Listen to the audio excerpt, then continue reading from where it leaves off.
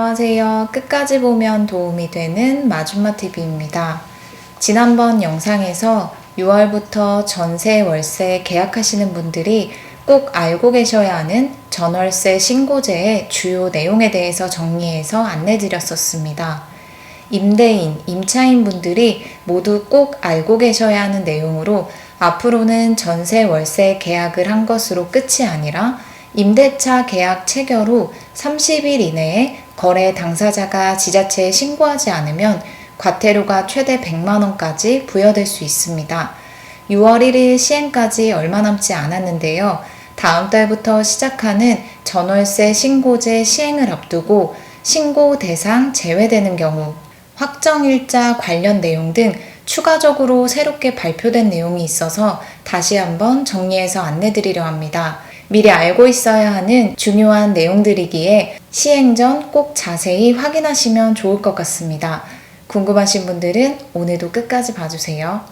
다가오는 6월부터는 전세, 월세 계약 체결 후 임대인, 임차인, 거래 당사자가 주민센터에 계약 내용에 대해서 꼭 신고해야 합니다.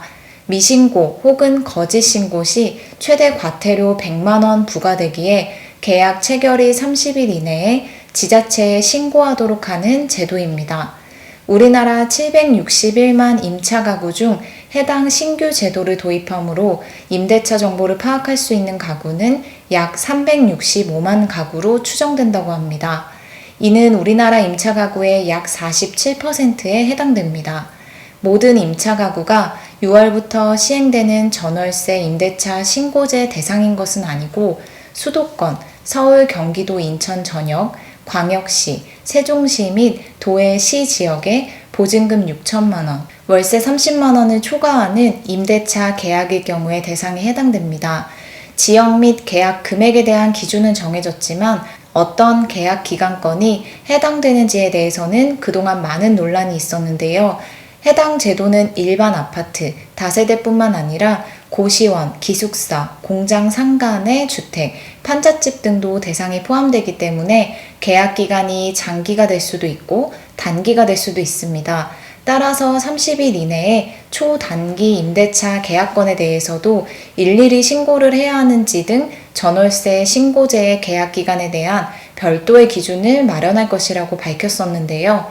국토부에서 발표한 내용에 따르면 30일 이내 계약권, 즉 초단기 임대차 계약권에 대해서는 신고하지 않아도 과태료 처분을 하지 않는다고 합니다. 따라서 30일 이내 단기 임대차 계약을 체결하는 임대인, 임차인 분들은 전월세 계약권에 대해서 지자체에 신고하지 않아도 과태료 부과되지 않는다고 하니 해당 내용을 추가적으로 참고하시면 좋을 것 같습니다. 전월세 임대차 계약 신고 기한이 30일 이내이기 때문에 그 전에 계약이 만료되는 초단기 계약권의 경우는 신고에 실익이 없다고 판단하여 해당 방안이 결정되었다고 합니다.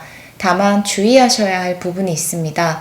30일 초단기 계약권은 신고 대상에서 제외되어 신고하지 않아도 과태료가 부과되지 않지만 같은 임대주택에서 계약기간을 30일 미만으로 나눠서 계약을 체결하는 경우, 총 거주일수가 30일 이상일 경우에는 신고 대상에 해당됩니다. 즉 30일 미만으로 계약한다 해도 위와 같은 경우에 해당된다면 신고 대상에 포함되기에 반드시 임대차 계약 체결 후 30일 이내에 주민센터 등을 통해서 신고해야 과태료가 부과되지 않습니다. 다음은 확정일자 관련 내용입니다. 현재 확정일자는 주민센터나 법원, 등기소를 통해서 부여받을 수 있습니다. 정부는 그동안 6월부터 해당 제도가 시행되면 온라인 및 오프라인을 통해 전월세 신고를 하면 확정일자를 자동으로 부여하는 방안을 추진해 왔습니다. 하지만 임대차 계약을 체결한 후 한 달 이내에 전입하지 않고 한 달 이상 시간이 지난 후 잔금을 치르고 전입을 하는 경우가 있죠.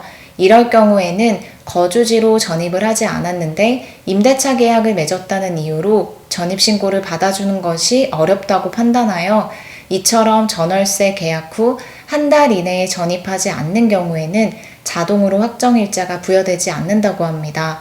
즉 임대차 계약 후 시간을 두고 잔금을 치르는 등 이유 때문에 한 달이 지나 전입하는 경우에는 자동으로 확정일자를 받기 어렵다는 점도 함께 기억하시면 좋을 것 같습니다.